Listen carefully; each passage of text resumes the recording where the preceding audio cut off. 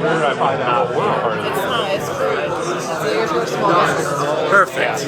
I just, here we go. I jump from the camera.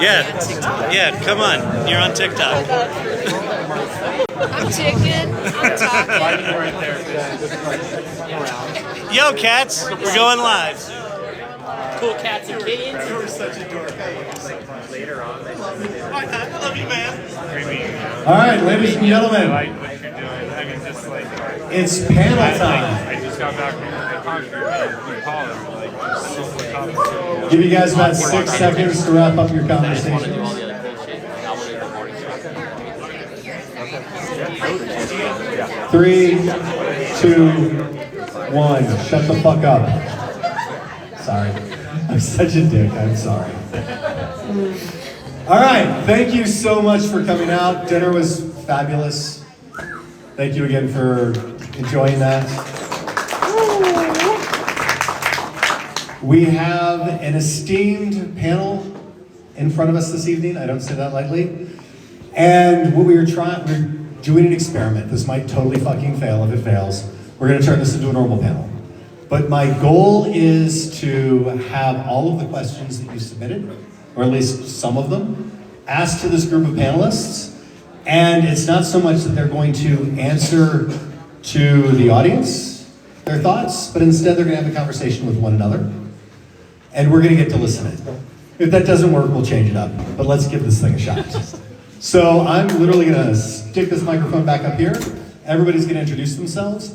And then we're just going to get into the shit. Or they're going to get in the shit. I'm going to sit down. So everybody up here, thank you so much for taking part in this. Thank you.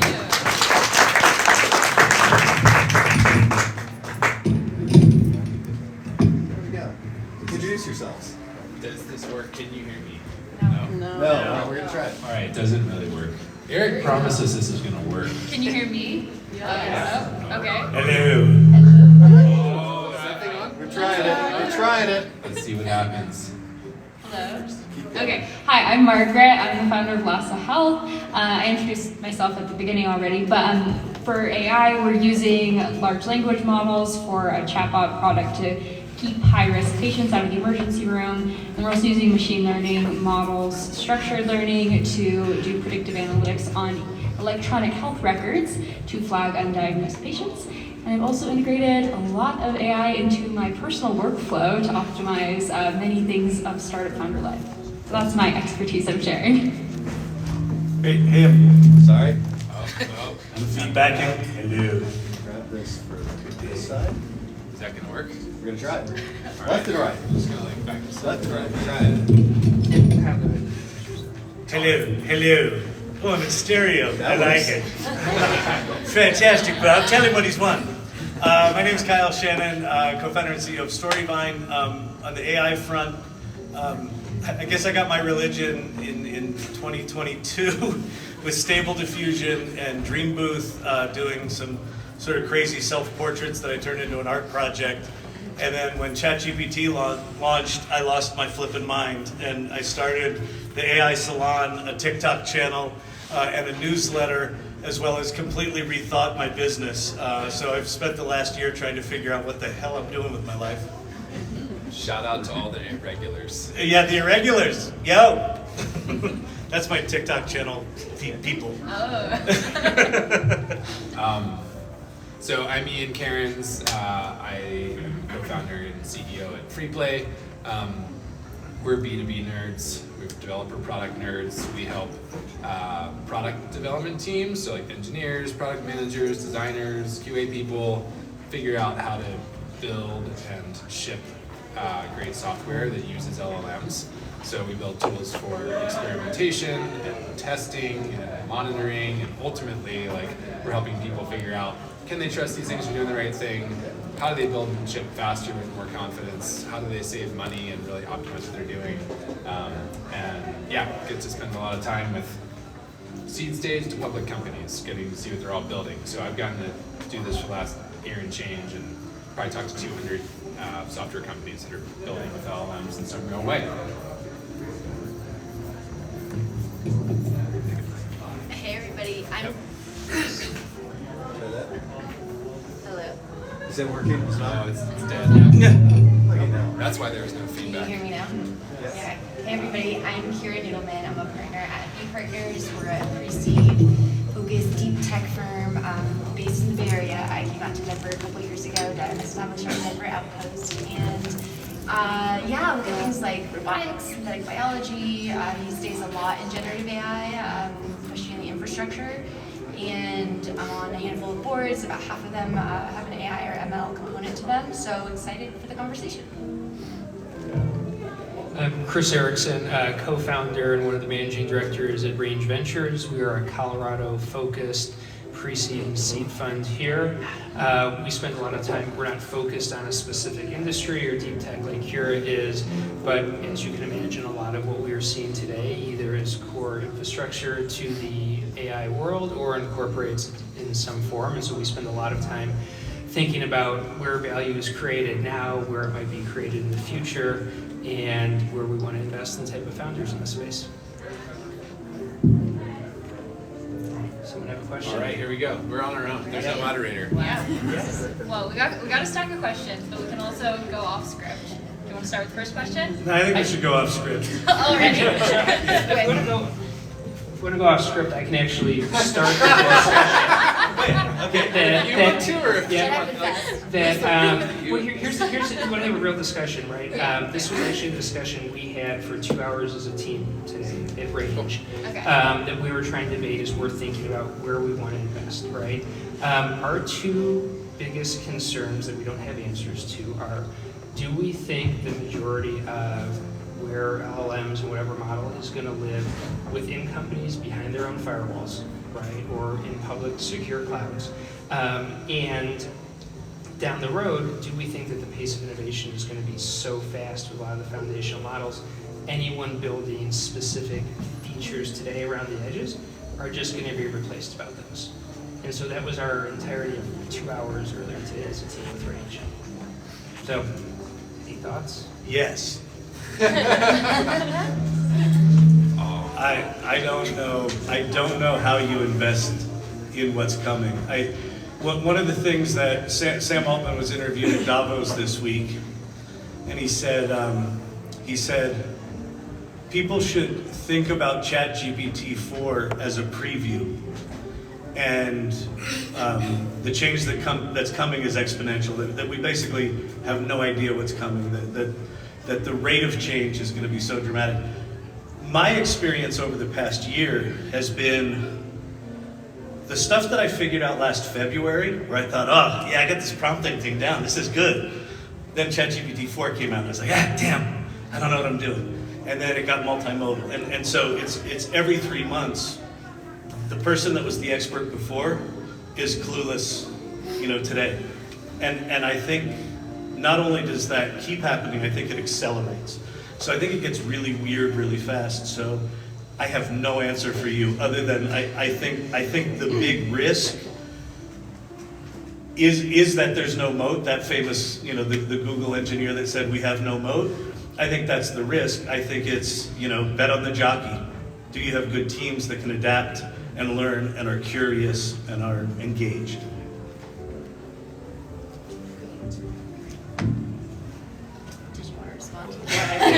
totally natural conversation. Well, I think like one of our questions, though, and we were actually talking about this earlier, though, is like, can you bet on a jockey when the other jockey has $100 billion in all of the GPUs? Right, sorry, that's for you. Well, It's I a want to hear natural Kira. conversation. I want to hear fucking Kira. Well, I was just gonna echo that point because I saw a graph from Benedict Evans that showed like $100 billion going from Google, Amazon, and Facebook into infrastructure this year. So I think the point's really valid, and I also think there's going to be a lot of models that ultimately, like everything in tech ends up being like free and cheaper, and I just think that's where these models are going. And so I just think open source is also eventually where this is going. yeah. My response to the $100 million thing, I actually think there's two markets here. There's the tech market where you're competing against the $100 billion investments.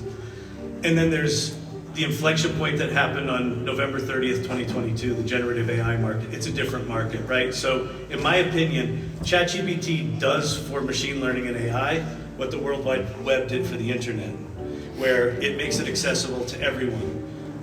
In my community, the irregulars in the AI salon, there are a lot of developers in my community right now who've never written a line of code.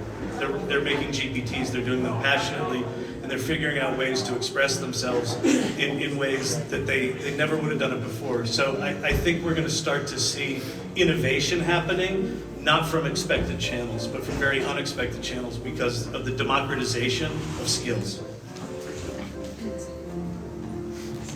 Your turn. Yeah, I mean, really, unless you're building out these LLMs or you're working in a pure AI company, for a company like ours that's using AI as a tool, to us it really matters what's the problem we're trying to solve. Like our customers, doctors, health systems, they don't care if we're using AI. Like they care that we're solving their problem and we're saving them money. And AI is a great tool that we use, but right now it's not defensible, and that's why it's not our only product. Our machine learning models and the data set that we have for our machine learning models, that is proprietary and that is a defensible moat. And we're experimenting with these LLMs and what they can do, but not having that be our core focus because there are so many unknowns and we can't put all of our eggs in one basket right now. Yeah? This is like that thing, like, and you haven't talked yet. So now what? I mean, I don't know. Come up with something smart. Or ask a question. Or ask a question.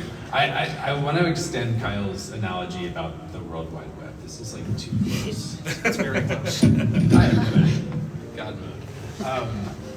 I mean, like we were having this conversation at dinner earlier, and you know the point that you made that like there was a long time before the World Wide Web, and then what happened after, right? Like the first time that I put something on the internet, I'm old enough that this is true, was like hand-coded HTML. I was like, oh my gosh, there's Times New Roman with blue underlined links, and you can click it, and that was cool, right? And then like, you know, I was then early in my career, we were like helping people set up, you know, websites with the LAMP stack, installing it on bare metal. We knew this guy Thomas that ran the server, like, you know, and like now it's, some of you are like, what are you talking about, right?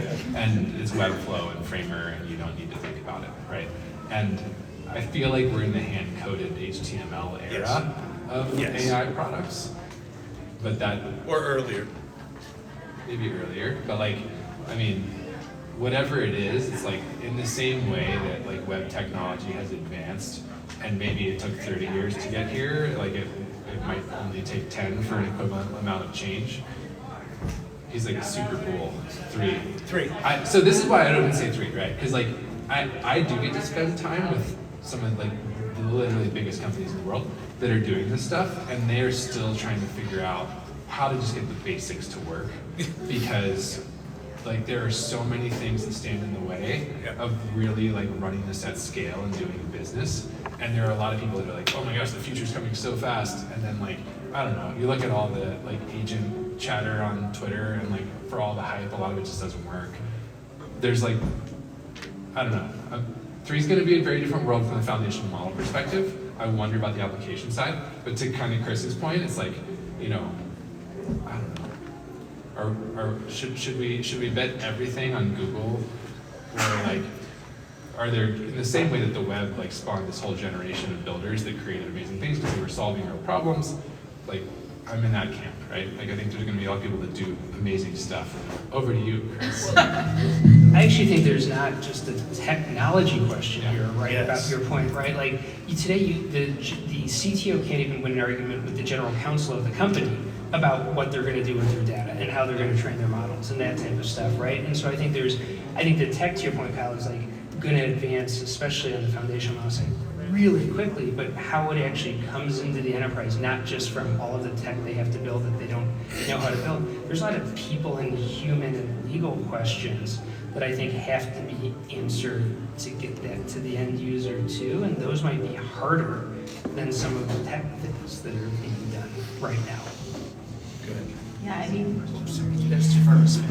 I'm doing this. I think a lot of these LLM solutions are targeting labor and human roles and functions. And I mean, I even read from NFX, like if you don't significantly reduce OpEx beyond a single job, like you're not doing your job with the technology. So I think there's a huge human component to it. I think something I think a lot about is that this is a lot of human augmentation and kind of like empowerment. If you think like what way is the world going? Are we about to have a big brother and be controlled? Or is this about us, enhancing our abilities and getting to more human parts of what we all enjoy doing? So I think there's some existential questions in there too.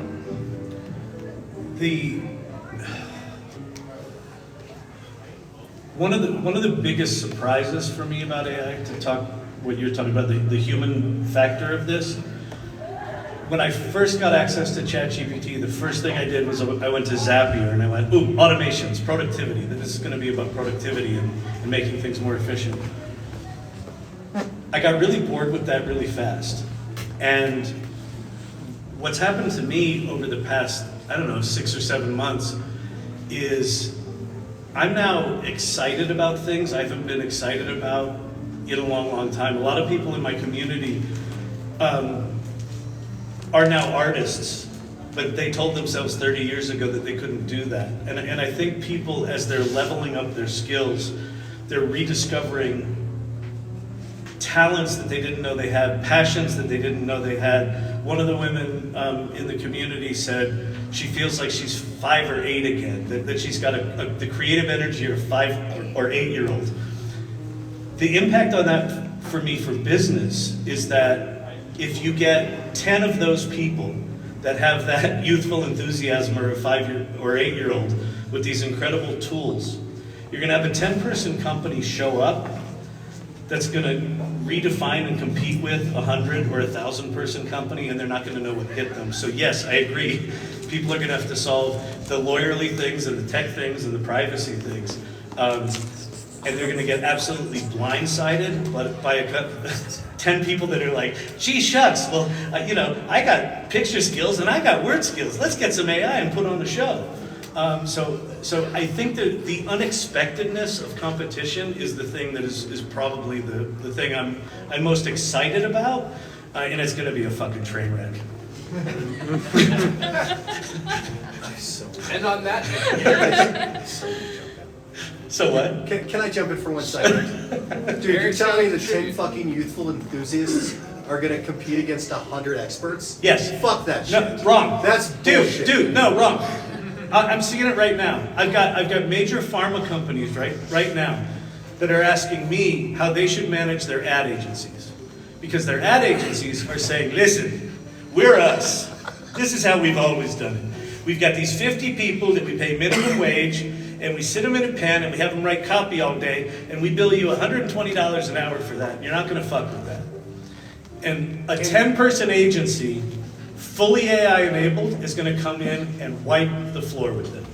I will bet you $1,000 that doesn't happen in the next 3 years. Okay. Not at scale. You hear to hear. $1,000 next 3 years. Not at scale. A 10-person company doesn't wipe out a 100-person company. I'll take that bet all fucking day long. Once or at scale? What do you mean once or at scale? Meaning there's a huge difference between somebody goes, fuck it, I hate spending $1 million on my agency of record. Let's try and take a flyer. I think. But is that gonna happen think regularly? No. Yeah. So I think here's what's going to happen. I think small agencies, because they can work faster, are going to shift away from the time and materials model, and the holding companies aren't going to be able to compete. So I've heard a lot of people saying, okay, AI is really bad at writing copy. Like, you can tell it looks fake when people do LinkedIn posts or Instagram. But there was a new poll just a couple of weeks ago that actually did a test and showed people human copy and AI copy. And in every category they looked at, every type of content creation, people preferred the AI. Like, that's where it's getting now. Yeah, okay, and wait, it's hold on. Every single one of you received an email last week that had my copy and the AI copy. You will not offend me. What did you like? Who liked my copy? Raise your hand. How do we know the difference? What was your I copy? don't know. Okay, it's not hard. Who likes the AI copy? Yeah, who read the email? Okay. Wait, this is a red herring. This is a red herring. Wait. We legitimately tested this on this group last week. Here, that's a red herring, because here's the reality of how you actually use these tools is not make me copy and paste. That's not how I use it. That's not how any creative person I know uses it. What? It's a guide to like. It's a guide. It's a framework. It's here. Where generative AI is right now is that I can confidently get to 80% of good in minutes. Getting from 80% to 100% is just as hard as it ever was. And AI will occasionally get me from 80% to maybe 87%. So what ends up happening is, in the olden timey days, 2022, I would take 2 hours to write a first draft. And then I would take the next week or so to like massage it. Now I get to that first draft in 10 minutes and I spend the 2 hours making it really good. And so it's a collaborative back and forth. So very little of what I put out there is the AI wrote this. You love that. So we're investors in a company called BrandGuard, and it's governance for brands that are using machine-generated content. So we're talking about brands like pharma, like Thermo Fisher, to Coca-Cola, to Publicis, wanting to use this technology. But I guess the point that I think is important here is they have like 36 ensemble models that are evaluating, and because you're working with different types of companies, like safety regulation, what's on brand. Amazon does, like Christmas campaigns, and if you don't have a model that understands like seasonality, you're gonna give it the wrong score because each piece of content gets a score. So the point of all that is to say, like, this company exists because it's really hard to tell the difference, and the governance layer of like the human being able to say, okay, this is machine generated content, let me in an automated way have a machine tool powering my human review of it. I want to go back to sort of this bet and this discussion here, right? And I'm not going to agree with Eric just because he's hosted this and invited us to this, but I think if you look at like most of the big technology changes over the last 30 years, right? Starting with the PC, client server, right? Web, then going to mobile, and all those things. And most of the disruption, right, happened with small companies, and all of the big companies ignored it or said, this isn't going to happen, this doesn't matter, right? I think if you were to poll the CIOs, CTOs, and CEOs of all of the Fortune 1000 companies and ask them what are your top 3 concerns or top of mind right now, AI would be in the top 3 of all of them. And I don't think anyone is ignoring this, right? You look at like who's buying the GPUs and things like that, it's not just Facebook who's buying a fuckload of them, right? But it's companies like John Deere and Mercedes, right? No one is ignoring what's going on here. So sure, will there be more nimble, faster, smaller service things that adopt the tools quicker, but I don't think that this is being ignored in the same way that a lot of the last evolutions are. I'm sure, Ian, you probably see this because of the companies you're talking to. Like, companies you probably thought would never be having a conversation about leading edge technologies or like, help me figure this out because I know I need to do it right now, right? And I think that's what's different about this change than all of the other cycles we've been through in the last 30 years is it's broad. And it's not narrow, and people aren't saying this doesn't matter. What was the rest of your conversation in your room today? Oh, you guys have another hour and 50 minutes? Yeah. So there were 2 pieces largely of it. It was where the model is going to reside. Are people going to be comfortable with them being run in the secure OpenAI version on Azure, right? And sending your data and your parameters and whatever to them, right? Or are a lot of the companies going to say, no, this has to live on our infrastructure behind our firewall, right? And we'll run an open source model and we'll buy the GPUs, we'll train and do all this. That was one, and then it was, well, is that even going to matter? Because the big guys are going to move so fast that whatever you're doing in-house, like, gets wiped out so quickly that any of your privacy or whatever concerns are irrelevant because your tech's irrelevant. Yeah. And we were having that conversation because our whole thing is we don't want to have to decide on which of those worlds is going to happen. Yeah. We want to make bets that are agnostic of either versions of those worlds. And so I don't think we reached a conclusion, but we just argued for 2 hours about it. So any help, please? I mean, that topic is one that I see a fair amount. Like, there has been all this debate about open source and like what's going to happen here. I don't know. Hey, what's up, irregulars? I guess I'm like, putting myself out there, but I have built businesses around open source software as part of the team that launched Mapbox, worked on a bunch of open source stuff in the past. Like, I was at Dev Day with OpenAI this year. That company is crushing it, and the folks at Google and Anthropic are like not messing around, and there's like real serious work happening. But there's also just like innovation happening that the open source models aren't doing yet.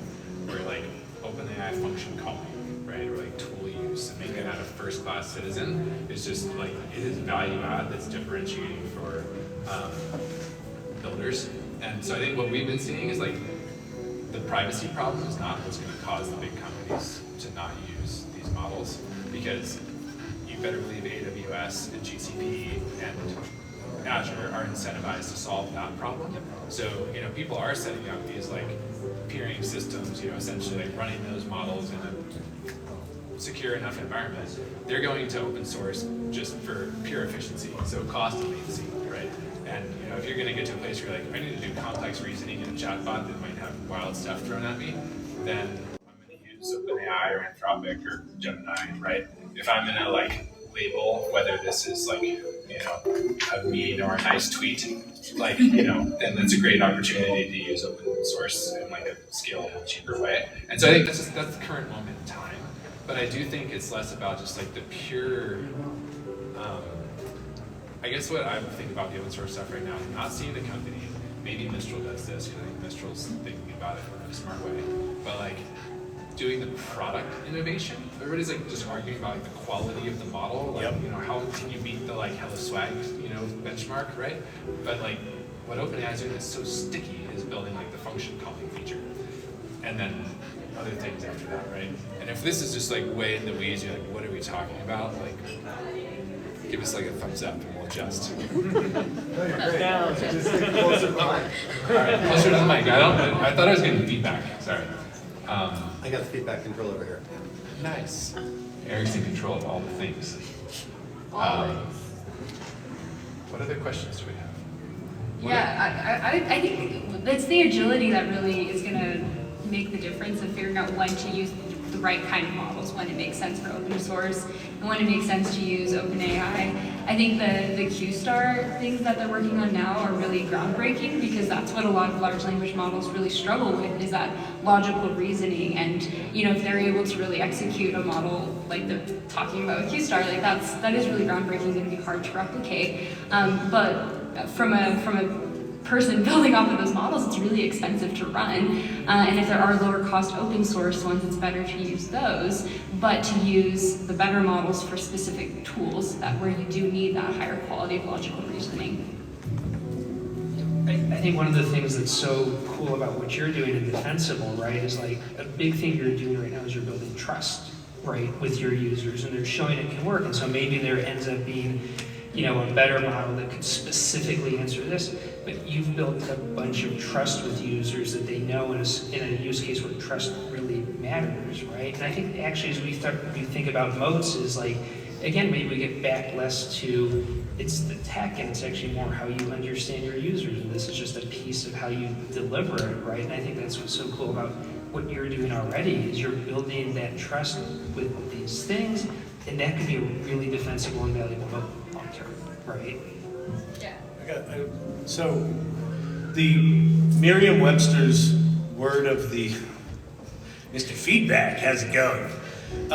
Merriam-Webster's word of the year for 2023 was authenticity, and I think that trust and authenticity.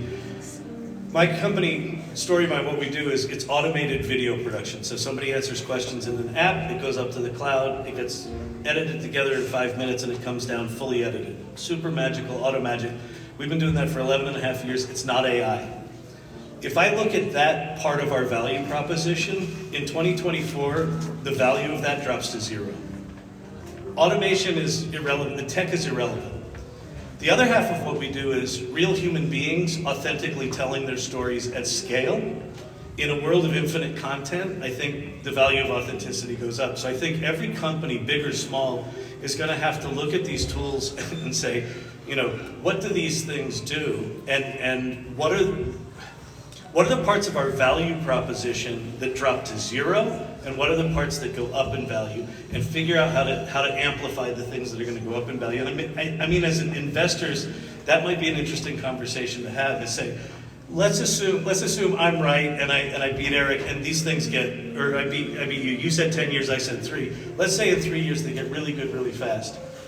What value propositions drop to zero if that happens? And then what part of the value propositions go up if that happens? And so that might be an interesting way to look at that. Yeah, like kind of a similar thinking. I think you want to look for the next bottleneck. So it's become, for example, really easy to write code, right? And you can even not know how to code, just tell the system what to do. So I think like, well, where's the bottleneck if that's true? Well, the product managers and the architects, like, that would be an interesting area that's a little more defensible, and there might be the next bottleneck, but that's... Finding an audience. Yeah. Customers. Right, so that's where my mind goes. Yeah, you know, I think it really is what you just said, which is finding customers, right? Like, I remember a year ago when all this was happening and we were trying to figure out, okay, like, how we should pivot, what we should do, how we should adopt, and I had a conversation with an investor and I was like, you know, I was thinking like, we really need to like dive in on this technology and build it out and lean into the AI, and he was like, no, you just need to do sales. You just need to build relationships and do freaking sales. And I was like, but this technology, and we need to get our technology, and he's like, no, just do sales. We're And then, all the same. like, Cash solves all the problems. But it's true, because like you can spend all this time building some AI model that nobody wants to buy, and it doesn't matter how cool it is. So you always have to stay anchored in that and listening to your customers and understanding them. Okay, I have another question. I swear to God, I'm not a plant, because Kyle and I talked about this earlier. But like, I feel like this is a good question for Kyle and maybe the rest of you. Like, Kyle has hundreds of thousands of people that listen to him every night. No, hundreds, not hundreds of thousands. You said hundreds of thousands? No. Well, whatever. How many people are here? Let me say this. Hey, everybody. You have lots of people We that got- talk to you, they listen to you every night talk about AI, right? And Yeah. you're a person, you're a real person with a face, you're not a computer. Yeah. Theoretically. I think it says 224, but I don't use TikTok, so I don't really know. But still, like, so that's like an interesting question, right? Like, people still want to have even conversations about a computer with a real person. What's funny is So like, yeah, like moving forward, like for businesses, for companies, like you still want to actually have a real person that can talk to you about all this stuff, right? You don't just want to like chat GPT, how can I use you, right? Yeah. So what you're pointing to, I think, is actually really critical. Again, I go back to there's a meme going around that I've totally adopted. 2023, the last normal year. I think 2023 is the last year we can sort of look back and see it as kind of normal. The people conversation is really important. We don't talk a lot about technology when I'm talking about AI. We're talking about how it's impacting people. And what's happening in my community, in the AI salon and on the TikTok channel, the irregulars, they show up every night. I'm not talking about different shit every night. I'm talking about, here's ChatGPT, here's how you make GPTs. I'm talking about a lot of the same shit. There's still people that come back night after night after night. Why is that? Because what they're discovering is that what these AI tools are doing is they're amplifying parts of things they wanted to do, they never thought were possible in their lives. And so what's going to happen as these tools get increasingly powerful is that every single one of us is going to have the skills to do any fucking thing we've ever wanted to. And so right now, in 2024, early 24, and all of 2023, why we hired people was, You can do that skill. You've got that skill. Oh, you're good at this kind of programming. Oh, you're good at this medical stuff. When you move into a world where every single person can do every single job to let's say 80% quality, you no longer hire them for what they can do. You hire them for who they are. So you hire them for trust. You hire them because they're not an asshole. You hire them because it's like, oh, we had dinner at that Thunderview thing. That was cool. And so for me, that's the shift that happens, is we shift out of hiring people for skills and to hiring them for who they are. And trust. Completely disagree with that. Awesome. The job then that will create value will require you being able to do those things to the degree of skill that other people can't do in the same way. Because if it's undifferentiated, it's not valuable and people won't pay for it, and then it's not a job. Right? And so like what the output will need to be, right? You might be more efficient with doing it. It's just gonna be more fucking complicated or harder to do. Whoever can use those tools to get to it better is gonna be valuable. And there is not gonna be everyone be able to use those tools in the same way to get the same output, right? Then there's no value being created because it's undifferentiated. Like we are not going to like, we just hire people to fill a seat because they'll do the same shit. That's never been the history, and it's always been the prediction, oh, this technology is gonna wipe this out. We just keep building cooler and cooler and harder shit. So let me respond. So I'm not saying that humans don't participate and don't use the tools. I'm saying they still use them. They still use them. But I'm saying that if I know that Jim works his ass off and he will do it until it's right, I'm going to hire Jim versus someone else who might. Soft skills? It's more soft skills. Yeah, we shift to more soft skills, and we shift. And I'll tell you another shift that happens. And this one I think is going to fuck some people up. I think we shift away from specialty skills being the higher value skills and broad horizontal skills increasing in value. So I'm calling it revenge of the liberal arts major. People who can think across disciplines and leverage these tools and bring things together are going to be of higher value than specialty skills are today, because the specialty skills are going to get commodified. What do you think using an AI tool is better than someone else? That's a specialty skill. Wait, what? What do I? Using a specific AI tool better than someone else is a specific skill. Right. That's not a broad-based skill. You've learned specifically a tool, right? That's not a broad-based skill. But maybe the gap between you and me is smaller. I'll never make up the gap between us. So, separate issue, but found a more comparable. It's sit on the same seat. No, I don't think we're not trending to a world where skills don't matter. The output you can achieve with differentiated skills will be better, but it will still be people who learn the skills that matter in whatever the economy, the things that we create are. And that's not a flat world. Oh, I don't think it's a flat world at all. I don't think it's a flat world at all. Certain world. I mean, I get to see this a little bit. Part of what we do is we're helping people who are building a product with generative AI, with chatbot or scanning, clinical records on behalf of doctors in order to automatically code, the notes and then bill better for insurance. I don't know, like people that are automatically drafting email responses for various purposes, like all these different things, right? And then you try to figure out, like, well, how do we scale this product, right? And part of scaling is you gotta go with trust, it's gotta be doing the right thing.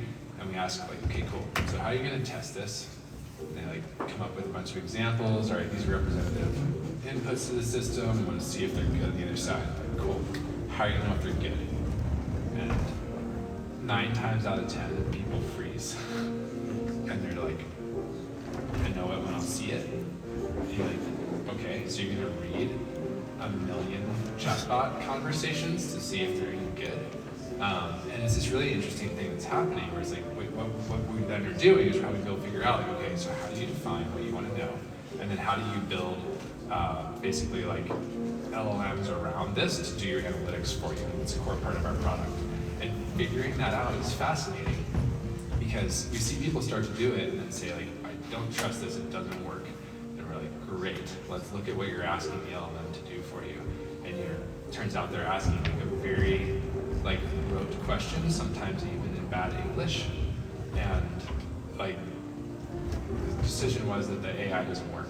And then what you're seeing there is like, well, okay, cool. Like if you really want to just get good at doing this one niche thing of analyzing your conversation and knowing if it was good on dimensions you care about, if on brand voice, on tone, whatever else, like there's an art in that alone to be able to figure out like how do you even phrase the question and then prompt an LLM to like answer it in a reliable way.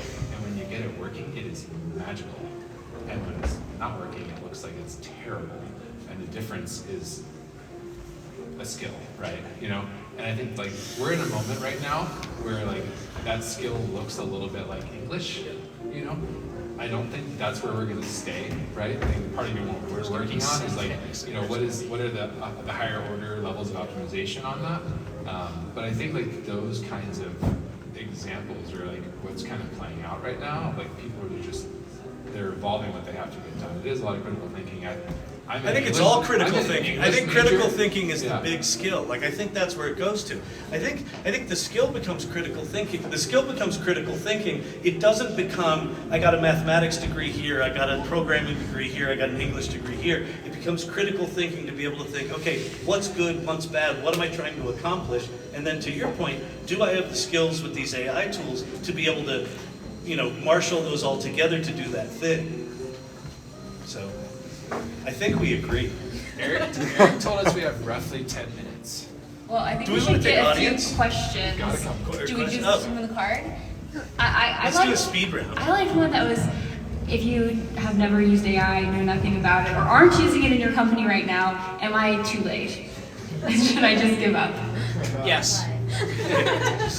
Just quit. No, start using ChatGPT. Like, I feel like this is the most accessible, if you want to. It's 1000% accessible.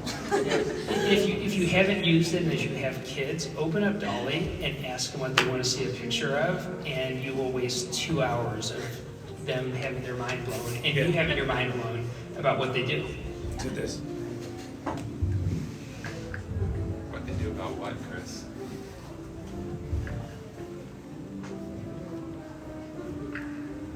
It'll catch up. If you guys haven't just like turned on ChatGPT in audio mode and just let it talk back to you, like it is just about to take over this conversation and tell us all these interesting things and ask us good questions. Ready? I'm here to help you right now. What do you need assistance with? Oh man, you just disappointed us so bad. I'm really sorry to hear that. I'm here to help. So please let me know how I can assist you. This is a terrible example. Scintillating. Last night we had this conversation about the Harry Potter wizarding world with my 6 and 8-year-old, and it started a conversation that lasted for like 25 minutes, and it just kept going back and forth with my kids. And I don't know, ask it good questions, it's magical. That was terrible. Let me, so in terms of, are you too late? We are so fucking early. So McKinsey just came out with a study at the beginning of 2023. I think 87% of people had not used ChatGPT. At the end of 2023 was 82%. So 82 had not. So 18% of people have used ChatGPT. Of those, let's say at least half have used ChatGPT 4. Let's say half of that have used ChatGPT 4 in any kind of advanced way like talking to it. That means 5% of people know what the fuck these tools are. Most people that say that they know what they are, they used it once and it gave them a shitty answer and they're like, fuck it, it's not that good. I'd like Seriously. to say it's been dozens of times. They've used it dozens of times, and because they're not good with language, they couldn't get it to do. That was my first time using ChatGPT. I just asked it some questions. I was like, this is stupid. Like, Googling's better. And then my CTO, who's also my husband, he used it, and he's a much more creative person than me. And the first thing he asked it, he was like, can you please write a poem about endometriosis using exclusively pirate language? And this poem about this chronic condition in pirate language just came out, and I was like, oh my gosh, like, this is incredible. Like, it is all about asking the right questions. So talking to your children, I think, is a great way, since they're a lot more creative than us, because it's a new tool. If you haven't used it before, you don't know what to ask. But isn't that novelty versus actual creating something of value? Well, No. here's a different example for you. I have a friend, two friends that were dating and had a relationship problem, and went to ChatGPT, and the woman was like, I need you to also talk to ChatGPT about this problem and see what advice we get. And that is, I'm not kidding, how they worked it out.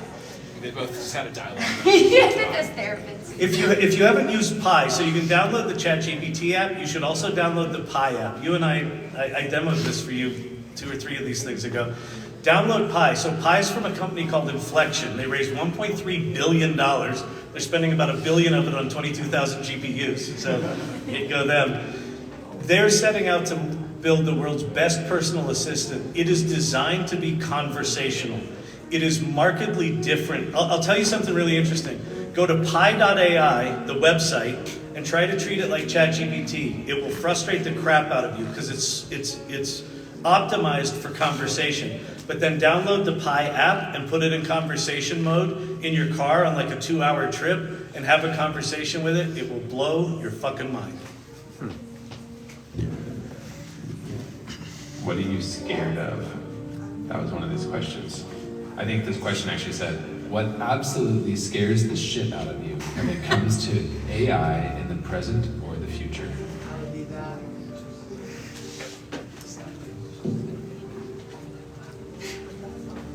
Really, the AI getting its own goals. I think this is the classic problem. I'm thinking of like Terminator, but yeah.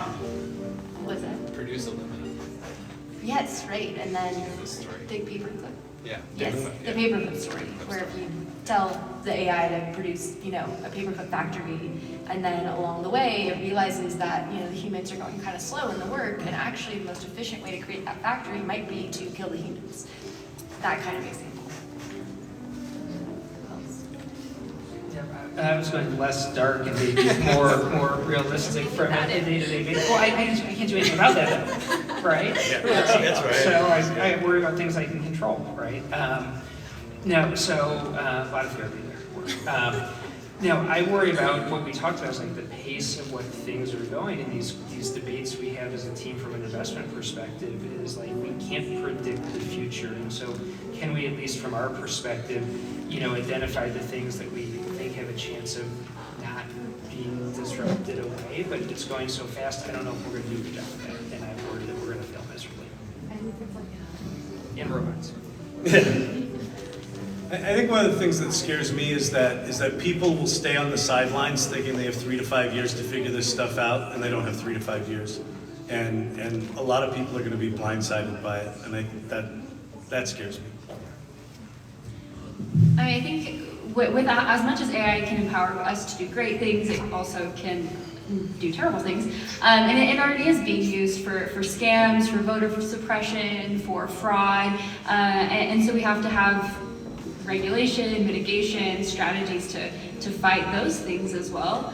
The other thing that worries me a lot is there's so much bias that already exists in these data structures that in a lot of ways we can be amplifying existing bias in our models.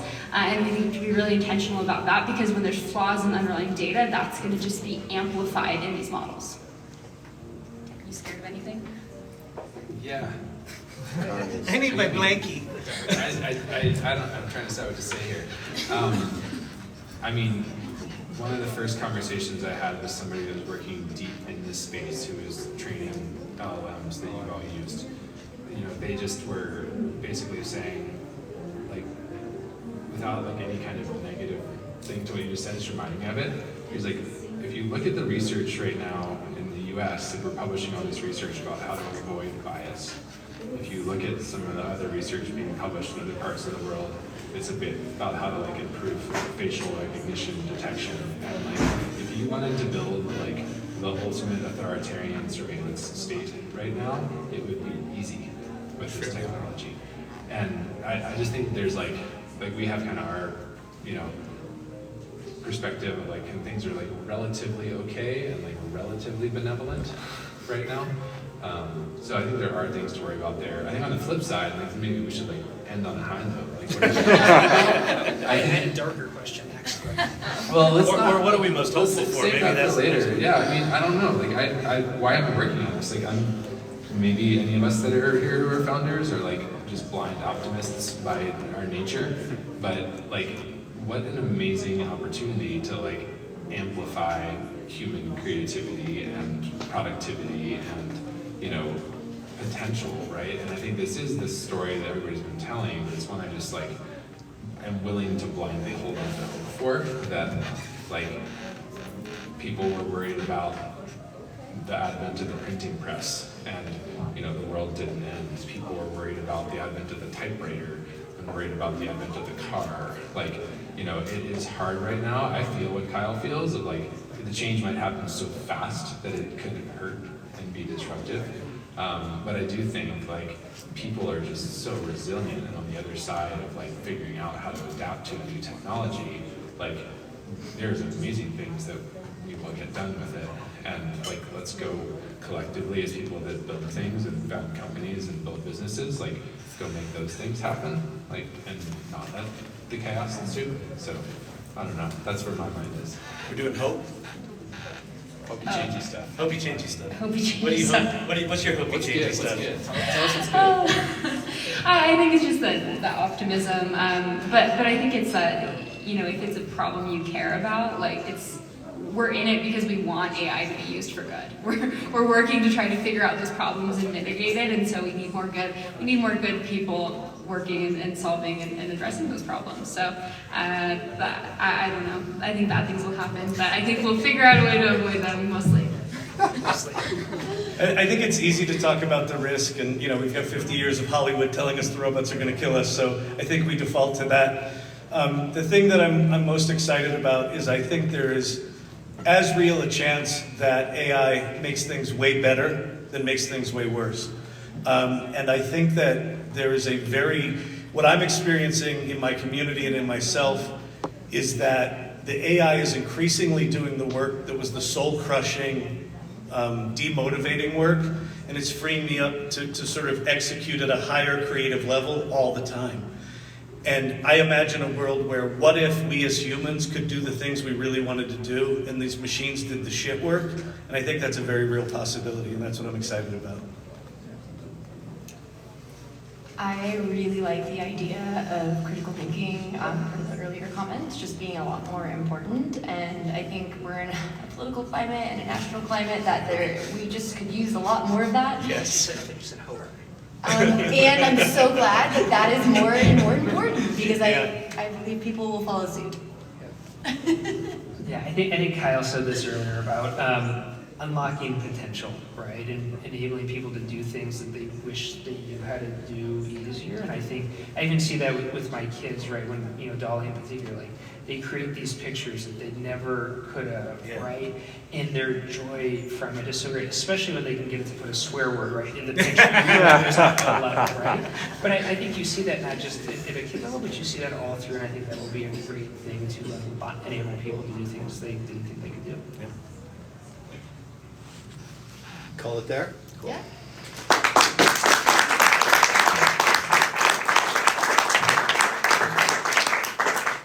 So much. Thank you. All right, 3 years, man. 3 years, $1,000. All right. I'm in. Good deal. That's great. Thank you. I gotta go release the irregulars. All right. Say hi, everybody. Hi, irregulars. Bye, all. So,